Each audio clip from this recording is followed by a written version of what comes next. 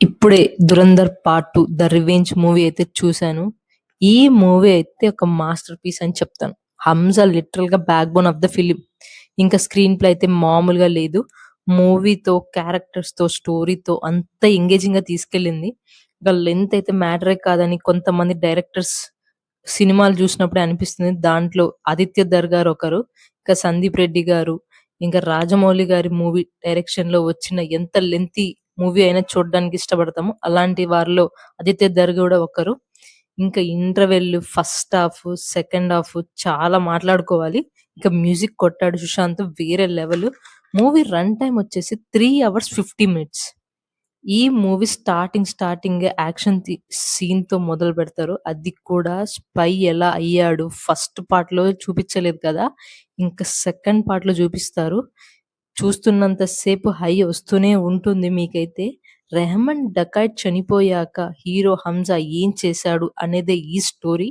Spy story మొత్తం bold scenes ఎమోషనల్‌గా చాలా బాగా చూపిచ్చారు. ఇంకా నాకైతే ఆదిత్య డైరెక్టర్ గారిని చూసినప్పుడు నాకు 'బాహుబలి' తర్వాత ఆ స్థాయికి తీసుకెళ్ళిన ఇండియన్ సినిమాని ఈయనే అని చెప్పుకుంటాను. అంత బాగా అనిపిస్తుంది ఈయనని జూషినాక. ఇంకా ప్లస్ ఏంటంటే మూవీ రిలీజ్ చేసి 6 మంత్స్ లైక్ ఇన్ బిట్వీన్ 6 మంత్స్‌లోనే రిలీజ్ చేశాడు పార్ట్ 2. అదైతే చాలా హ్యాపీ. ఫస్ట్ హాఫ్ అయితే 1 అవర్ 45 మినిట్స్ ఉంది. సెకండ్ హాఫ్ అయితే 2 అవర్స్ ఉంది. మొత్తం సినిమా అంతా వైలెన్స్, బోల్డ్, ఫ్యామిలీతో అయితే అస్సలు చూడకండి. ఇంకా కొన్ని సీన్స్ అయితే నాకు కొన్ని డైలాగ్స్ విన్నప్పుడు అన్ని బీప్ సౌండ్‌లే ఇనిపిచ్చాయి. చాలా బాగా నచ్చింది. నాకైతే నచ్చింది. చాలా ట్విస్ట్‌లున్నాయి. ఒక ట్విస్ట్ అయిపోగానే ఇంత హై వచ్చింది. మళ్ళా ఇంకో హై వస్తుందా అని వెయిట్ చేసేలోపు ఇంకో హై వస్తుంది. ఇంకా 'రణ్వీర్ సింగ్' గారి పెర్ఫార్మన్స్, స్క్రీన్ ప్రెజెన్స్ అయితే వేరే లెవెల్. ఈ మూవీలో 6 చాప్టర్స్ ఉన్నాయి. ఒక్క చాప్టర్‌లో ఒక్కొక్కటి నీట్‌గా చూపిచ్చాడు.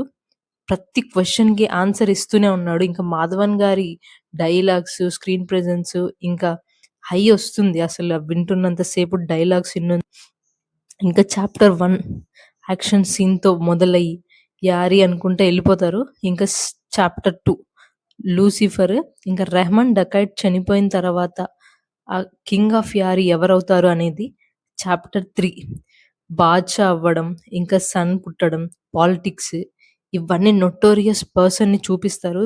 పార్ట్ 3లో అది చెప్పను. ఇంకా ప్రీ ఇంటర్వెల్ అయితే వేరే level. Interval crazy. Chapter 4 emotional scene ఒకటొస్తుంది. చాలా బావుంటుంది. చాప్టర్ 5 ఆపరేషన్ అన్నోన్ మ్యాన్ ఇక్కడ మూవీ చాలా చాలా బావుంటుంది. భారత్ మాతాకి జై అన్నప్పుడు అరిచారు అందరూ. గూస్ బంప్స్ వచ్చాయి.